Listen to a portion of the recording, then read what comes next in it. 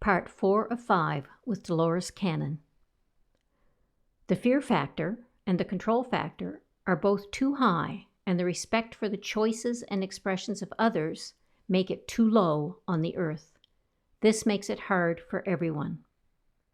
Since I've been gone, I have visited firsthand all the galactic societies that I once wrote about.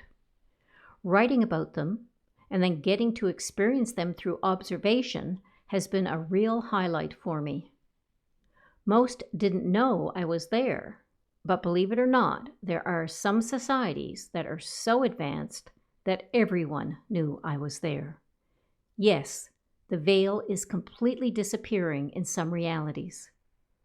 This is what we want to happen here one day, but until that happens, there is much work to do. Very, very basic level work. Most people on the earth don't even know the difference between love and fear. They are stuck at like and don't like.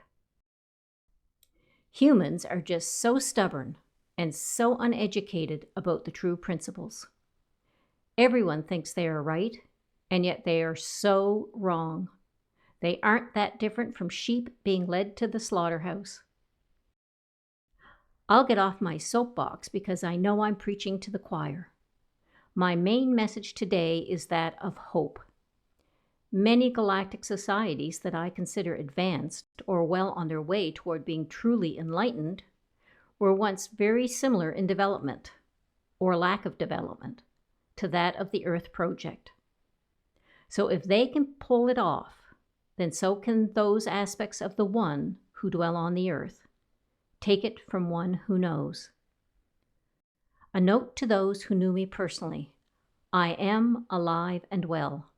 I completely immersed myself in my studies after I transitioned. Hopefully, you don't think I'm haunting you. I just returned to continue my mission, and it's a big one. With love, Dolores.